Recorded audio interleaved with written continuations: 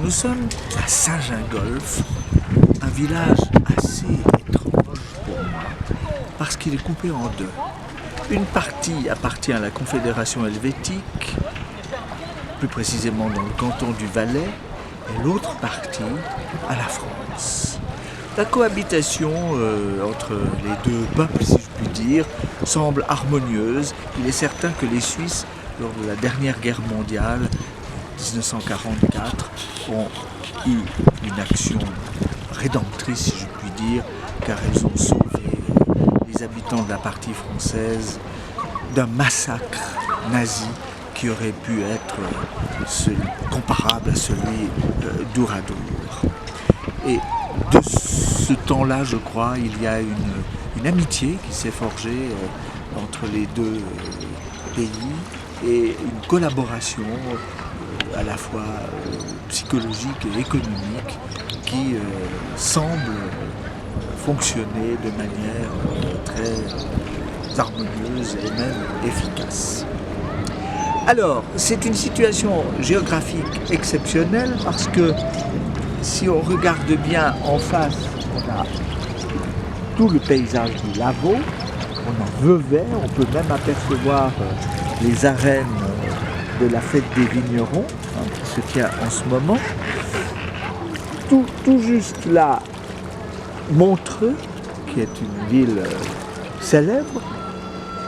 Un petit peu plus loin, sur la droite, le château de Chillon, un haut lieu de la culture savoyarde, vaudoise, bernoise, enfin toute l'histoire conflictuelle parfois entre les différents protagonistes au cours des siècles, c'est-à-dire le duc de Savoie, la Confédération helvétique représentée par les Bernois et ensuite le canton de Vaud. Dans la situation telle qu'elle est aujourd'hui, le château de Chillon, c'est un haut lieu du tourisme, mais c'est un lieu, un musée extrêmement intéressant sur le plan de son histoire et même de son esthétique, parce que c'est un endroit vraiment d'une très grande beauté. Alors, si nous sommes à Saint-Gingolph aujourd'hui, c'est parce que nous sommes venus visiter une exposition consacrée à Tintin, ce grand personnage créé par Hergé, dont je suis un fervent admirateur. Et l'exposition est aussi intéressante que celle que j'ai pu voir à Londres il y a quelques années. Elle est organisée bien entendu par les héritiers de Hergé, Moulinsart, à Bruxelles. Il y a 4 pièces consacrées à ce héros dans le château de Saint-Gingolph, et château qui est consacré aussi à la batellerie. Ici, il y a une activité de pêche aussi, etc., qui est très intéressante, très intense. Mais ces 4 pièces sont très très bien organisées sur des étages différents, et on peut voir la création de Hergé à travers les différentes esquisses, le travail de collaboration avec une équipe très soudée qui travaillait de manière là aussi très intelligente. Et vraiment, cela redonne envie, en quelque sorte, de relire ces albums. Et surtout, ces albums maintenant sont commentés de façon très perspicace par des exégètes de la tintinologie, qui est une science d'ailleurs que j'admire beaucoup.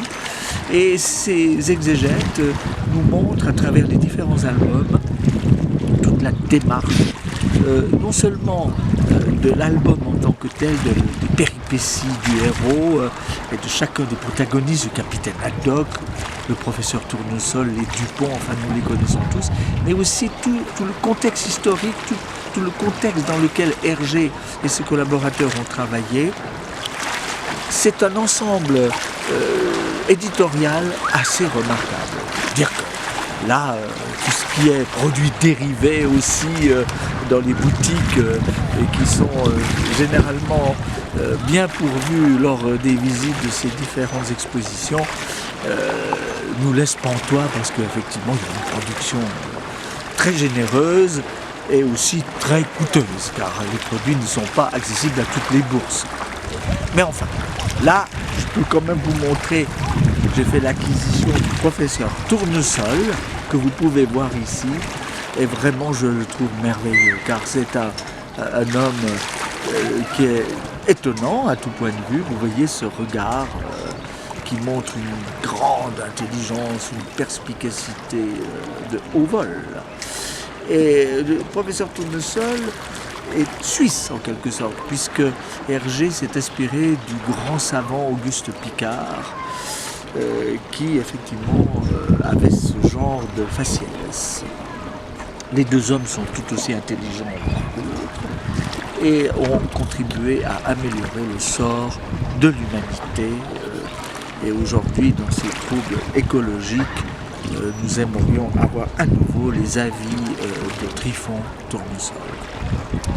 Alors, retrouver ici la Suisse dans sa frontière avec la France, dans ce contexte paradisiaque sur les bords du lac Léman, avec cette fête des vignerons qui est en face, cette exposition Tintin, cette expédition sur le lac avec la batellerie remarquable de la CGN, la Compagnie Générale de Navigation, tout ça fait qu'on a presque l'impression de vivre une sorte de rêve.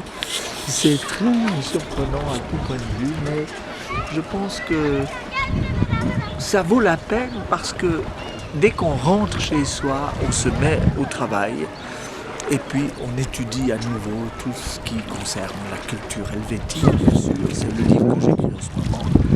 Et puis pour se détendre, eh bien, on se plonge à nouveau dans les albums de Tintin et on admire la patience exacerbée du capitaine Haddock, surtout lorsqu'il est confronté à la Castafiore. Moi-même j'en ai connu des Castafiores, je peux vous le dire. Mais bon, je me suis fâché avec elle, je ne les vois plus. Car elle est vraiment pénible à souhait.